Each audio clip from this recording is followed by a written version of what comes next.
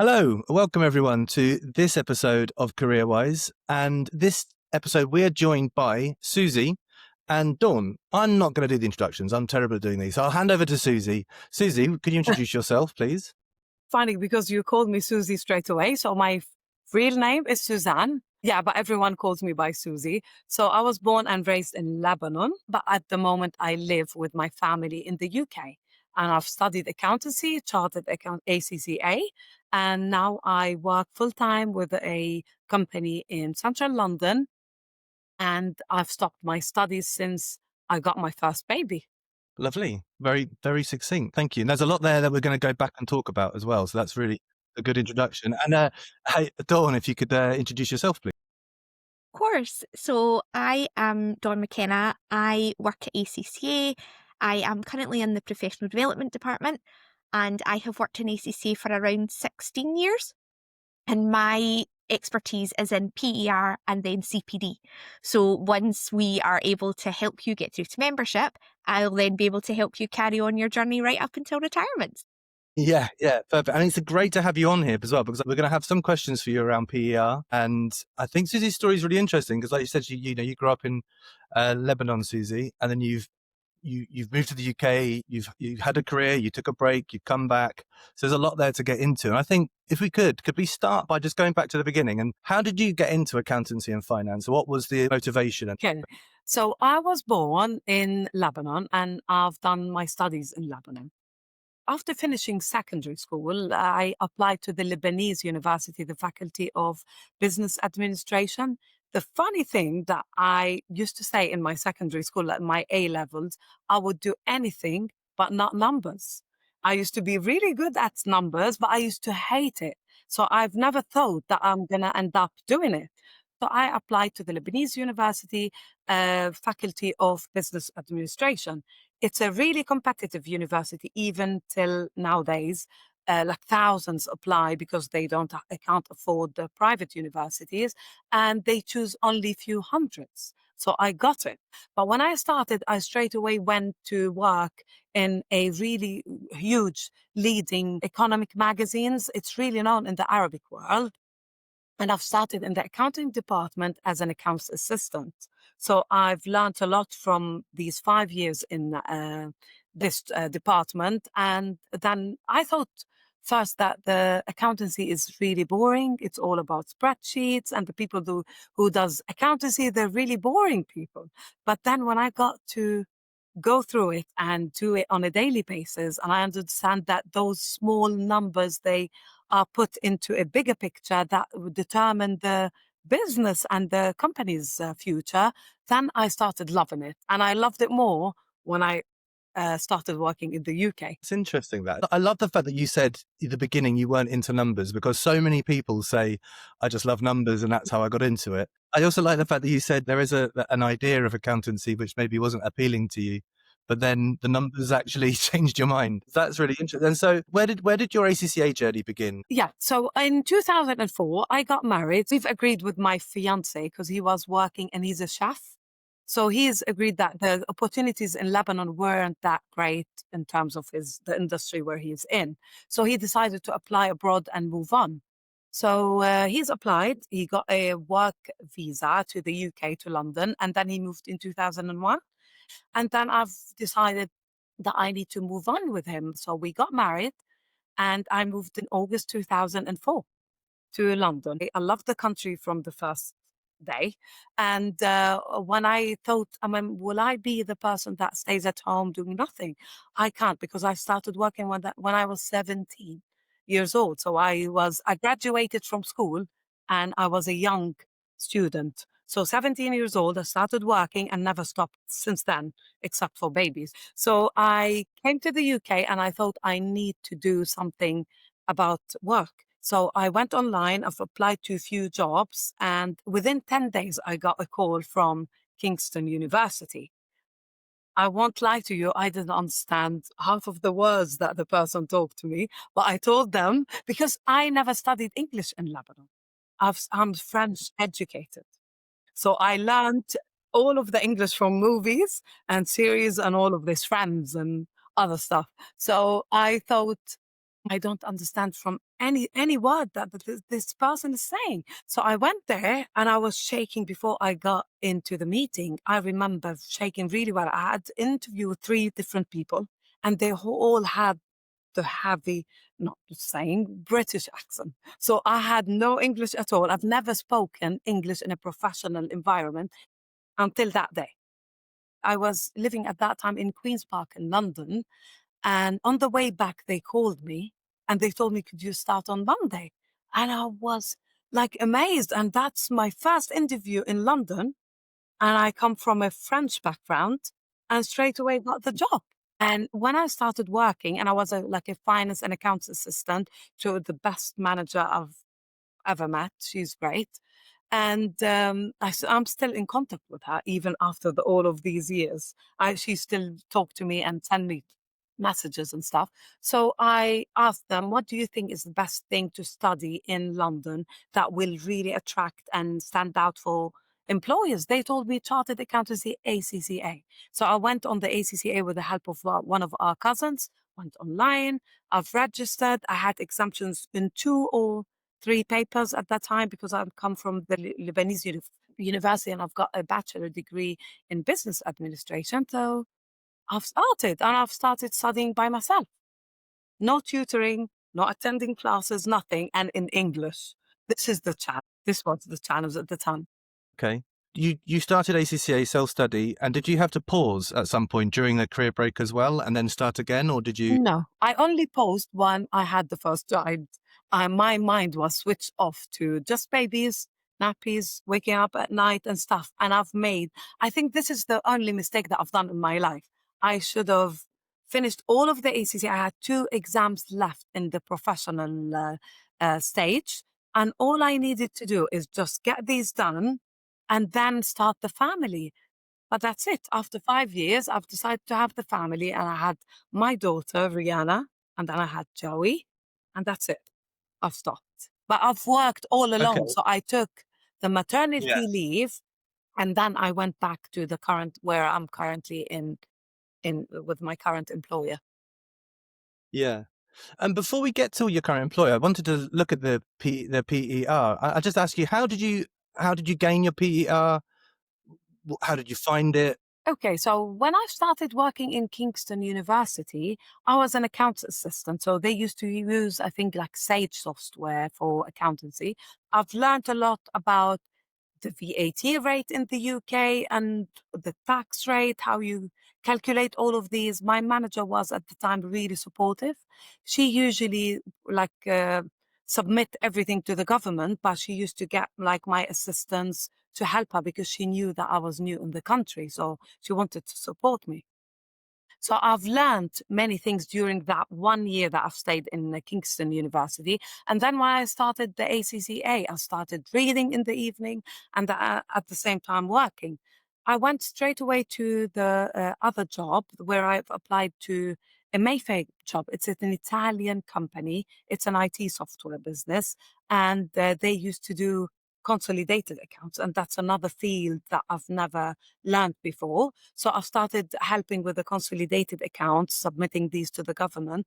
And that had under the group a company in Belgium, company in France, company in Italy, and the UK branch. So all of that was under the same business or under the same parent company. So this helped me a lot in my experience. So I've added all of this I've learned a lot in budgeting, management accounts. So I used to run one of these management accounts, producing the accounts for this company as well. So it was all a variety of different expertise. And of course, at the same time, running the finance and the normal day-to-day routine. I used to manage 2 people. So this is when I moved to Mayfair. And Yeah. then after this experience, I got pregnant and I stayed at home.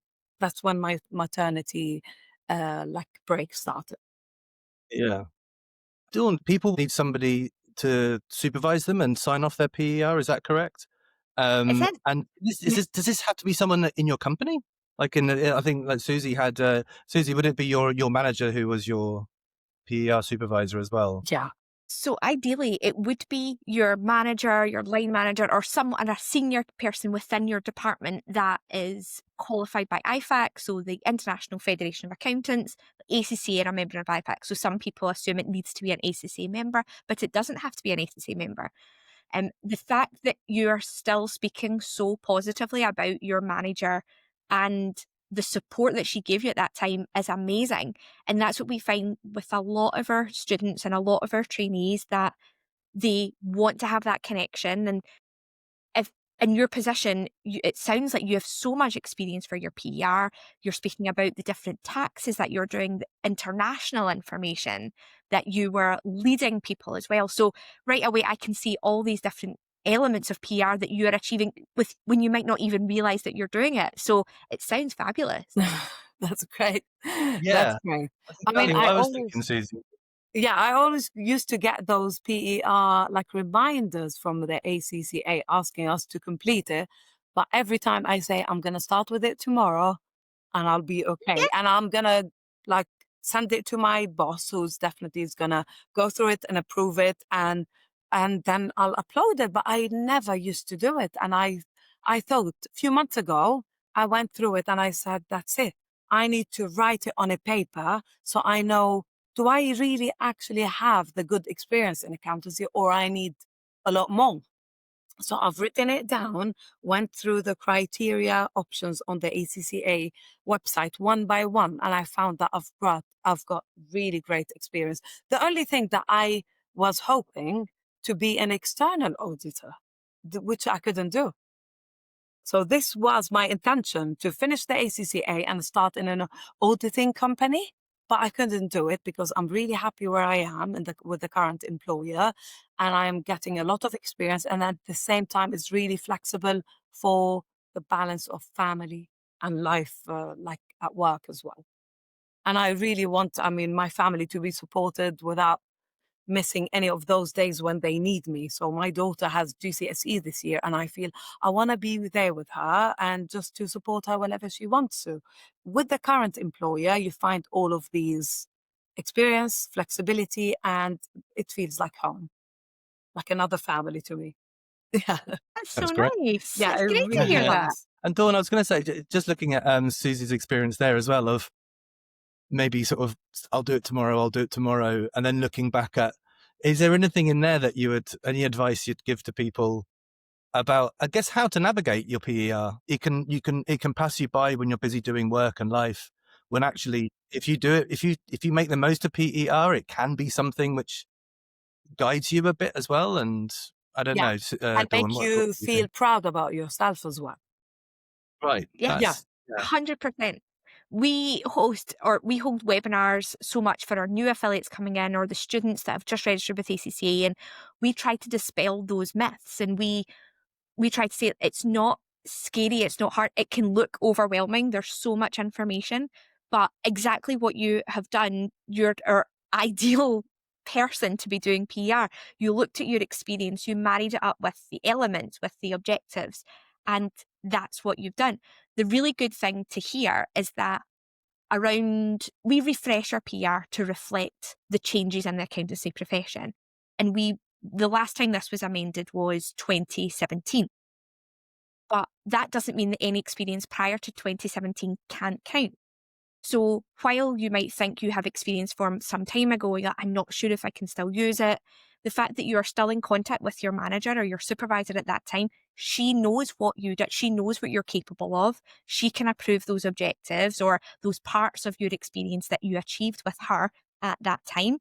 They do have to relate to the current objectives, which you've said you've done very recently. And then you can see what you've achieved in Mayfair and then in your current employer. So I think all the steps that you're doing, those relationships that you're maintaining, that's the part where, as someone who assesses PR on a daily basis, we can get sometimes disheartened when we see someone who has maybe moved on from an employer, has lost contact, but didn't ever get that time to fill in their PR. Life got in the way. We all have annual reviews at the end of the year, and we all have these great intentions that we'll keep up to date every month. But I don't think it's just myself that maybe in that last month you start then writing up your notes and checking your diary from the past year to see what you've done. So being able to take it in those little segments, it does make it so much more manageable, and it really doesn't take up as much time as it may be perceived that it is. So I think you're in a great position to have that all done and have it all signed off now and ready for you in your next stage. Yes, hopefully, yeah. And that's great. That actually brings us up to, you wanted to talk about your the company that you work for now. And I think to keep the PER theme going a little bit, is that you've been gaining your PER across different employers. Is that correct? So I think so. you've been able to bring it with you. Yeah, right. Yeah, I believe so. Like consolidated accounts, for example, I don't really do it with my current employer. While I've done it and I've got a lot of experience supporting the financial controller at the time when I was working in Mayfair.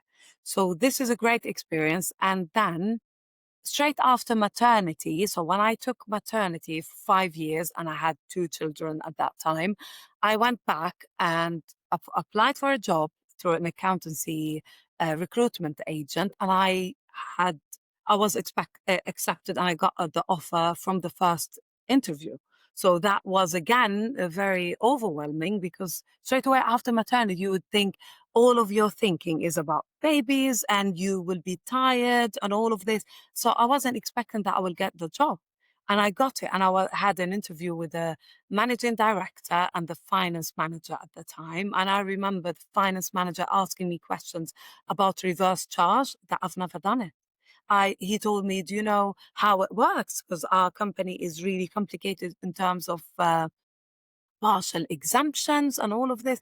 And I thought, oh, no, I know 20%. That's all I know. But apart from this, I don't know. And he told me, are you willing to learn it? I told him, definitely yes.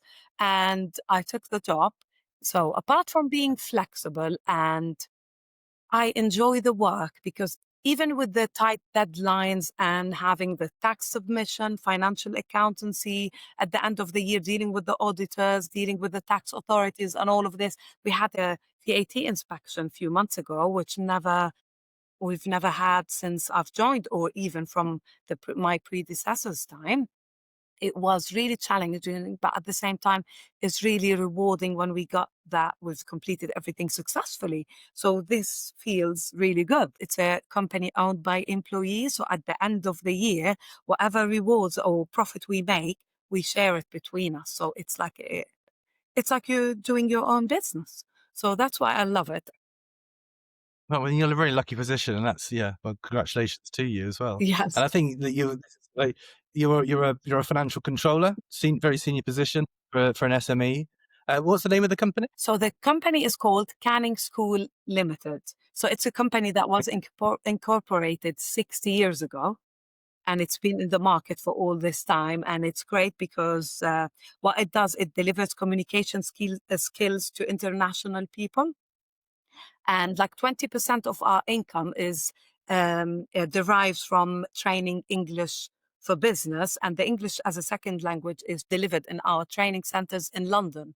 While the 80%, it's all income about negotiation skills, communication skills, and presentation. And it's all when our trainers travels to the client abroad. They could travel to the USA, to Canada, to Europe, all over the world.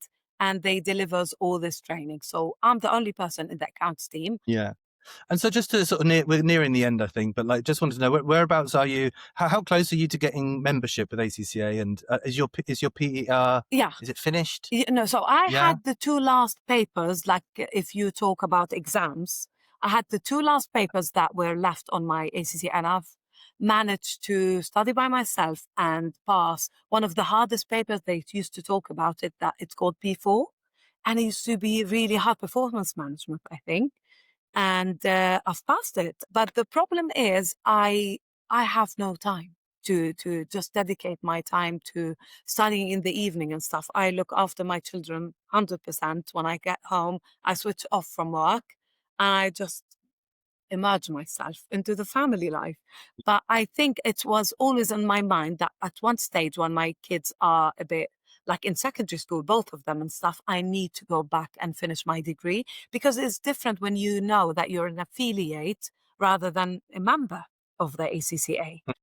But a few months ago, the funny thing that I've decided when it was quiet at work and probably everyone was traveling for training and stuff, I thought, let me look at the ACCA requirement for like the PER list. And I went through it one by one, and I've managed to record in all of these something that I've done that definitely meets the criteria. So I think I've got a lot of experience, but all I want is to send it to my boss, approves it, and I'm gonna definitely upload it soon on the ACCA profile. Yeah, good. Actually, Dawn, that's just a final question for you, I think. Is this something that's quite common? Do you see people who maybe they don't realise they have all the experience already? Yeah, certainly. Yeah. People sometimes think they can't do it, or they can't complete it until they're an affiliate and until they've passed their exam, but that's not the case. You sound so proactive and such a go-getter attitude, and it's great. And what we find, some people, they want to have that exact 3 years experience with 36 months and gain all their experience and then tick it off. And if something happens, either planned or unplanned, that takes them off that journey, it can really demotivate them. So the fact that you chose to take your maternity leave and took a substantial period of time out and still have that motivation to go back, I think is ideal for so many people listening to this session, hearing that reflected in their own experience of going, do you know what, yeah, I moved to another field and I want to come back. But knowing that that experience that you gained isn't wasted or lost is such a nice thing to do. So if you are able, even during your work time, not taking that time away from your family, but if you're during your work time can look and go, here's one performance objective I'm going to look at this week, and you send that to your supervisor, right away you're already chipping away at that stuff. Yeah. So as soon as you've passed that final exam, you get those results, you apply for membership, and you can be a member that week. And it would be so nice to be able to 100%. not have something that you achieved 10 years ago, the part that's slowing you down now. Yeah, we always, when we prepare the budget for the future, for the following year, my boss always says, at training time, those are your ACCA courses, finish it. And he knows that I could do it, but the problem is just my time. So at the time, I had 2 papers left, but with the ACCA rules and stuff, I think they've been duplicated. So I've got 4 now to do. So I probably need to run through the same stuff that I've done before, but it's still, when you look at it, I still have 4 to go. It's a lot, but I have to do it. I will. It sounds like you're. I believe you'll get there. Yeah, I have this feeling. If I just dedicate like 2 hours of my time in the evening just looking at those books, I could do it. Because most of it is really used and applied during my daily routine work. And when I prepare management accounts, when I prepare budget, when I calculate the tax, the VAT, and the VAT in canning is so complicated. So even that the system is there, the software that calculates probably 50% or 60% of the bottom line figure, how you say it, but it's still, you need to take it further and apply external manual adjustment until you submit it to HMRC. So all of these means that I really have the experience, but I just need the time to study. Well, listen, fingers crossed to you. Fingers crossed to your daughter in the GCSEs. That's a big year. That's a priority. Fingers crossed to you as well, and congratulations for everything you've done so far. It sounds like it's a lovely career. It's a lovely story. Thank you. And my fingers are crossed again as well for you're close to the ACCA finish line. I hope you get there when you can. And I'd also like to say thank you to Dawn for joining us. I think it's really lovely. It was great. It's invaluable. I couldn't have answered these questions so it's invaluable to have You're very welcome. It's been lovely to chat to you. Thank you very much. But a big thank you to Suzy. Your enthusiasm, it's lovely to hear. Thank you. So really appreciate it. I'm going to sign off now for this episode. Tune in for the next one. We'll have more stories like this, hopefully. But thank you everyone for watching. And